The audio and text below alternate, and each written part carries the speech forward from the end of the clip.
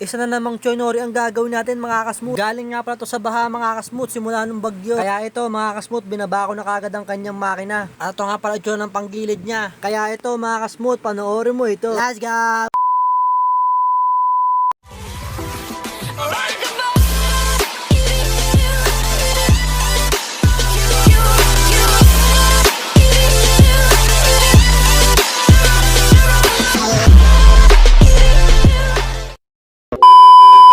So yun mga kasmut, isa na namang choynori ang hinome service natin dito. Nalubog nga pala to sa baha mga kasmut. Kaya ngayon mga kasmut, andito nga pala tayo ngayon sa may Tumana na Botas City. Kaya ito mga kasmut, magbalik lang tayo dito sa choynori ni Madam. Bale ito nga pala yung choynori ni Madam mga kasmut. Grabe, matagal nga palang na-stock to, almost mag-iisang buwan na. Kaya yung mga gantong senaryo mga kasmut, medyo mahihirapan tayo dito. Kasi sigurado kung puro stock up to at kinakalawang to mga kasmut. Lalo na yung panggilid dyan, kalawangis na rin. Kaya tara na, let's go!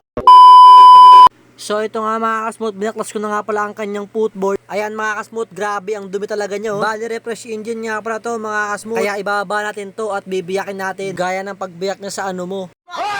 Siyempre, joke lang yon mga kasmut. Di ko alam kung ano yung nabiyak sa'yo. Malay mo, puso mo pala. Kaya ano pa to mga kasmut. Let's go! So yun mga kasmut, ito nga pala yung makina niya, nababa na natin. Kaya ayan mga kasmut, grabe, sobrang dumi talaga ng makina niya. Kaya ito mga kasmut, ipapakita ko nga pala sa inyo ang kanyang panggilid ay talagang kinakalawang na. Bale, ito nga pala yung ball ni Madam mga kasmut ay talaga namang palitin na. At ito nga pala sinasabi ko sa inyo mga kasmut, ang kanyang panggilid ay talaga namang kinakalawang na. Stack up na rin nga pala yung center spring ni Madam dyan sa clutch lining niya. Kaya na-stack up yun mga kasmut dahil puro kalawang na kasi. Kaya ano pa to mga kasmut, biyakin na natin! At ito na nga mga kasmut, nabiyak na natin ang kanyang makina. Kaya ayan mga kasmut, pinapakita ko nga pala sa inyo kung gaano yung kadumi. Kasi mamaya sigurado kung makikita nyo na sobrang linis na yan mga kasmut. Kasi pupuluduhin ko nga pala yung paglinis dyan para sulit naman yung bayad ni Madam. Ayan mga kasmut, grabe oh, sobrang dumi lahat yan ha. Mamaya makikita nyo kung gaano nakalinis yan. Kaya nga pala pinapakita ko yan mga kasmut para makita nyo ang before and after nyan. So ayan mga kasmut, harap likod nga pala yan, pinapakita ko nga pala sa inyo para makita nyo ang pagkadumi niya. Ayan, bali ito siya lahat mga kasmut, ganyan siya kadumi ha. Kaya yung mga ganyang kadumi, ismutan lang natin yan. Kaya ano pa to? Let's go!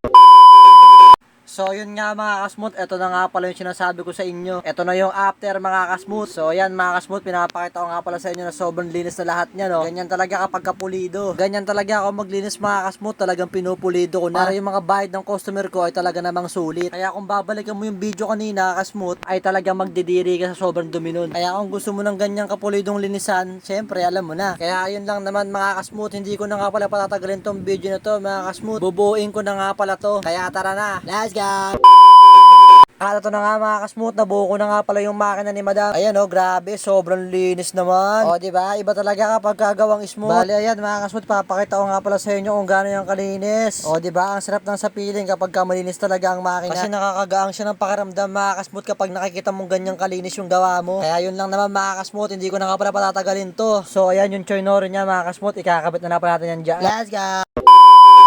So ito nga mga kasmut, umaandar na nga pala yung choynori ni Madam. Yun oh, grabe, sobrang smooth ng makina oh. Nabuhay na ulit yung choynori ni Madam sa tagal ng panahon. Isang buwan ba namang natambak eh oh. Kaya ayan na siya ngayon mga kasmut, sobrang smooth na ng makina. So yun lang naman mga kasmut, kaya hindi ko na patatagalin to. Kaya yung footboard na yan, ikakabit na natin para matesting natin. Let's go! So yun nga mga kasmut, nakabit na natin lahat. Kaya ayan mga kasmut, all goods na all goods na. Ngayon, ipaparinig ko na sa inyo ang tunog ng kanyang makina.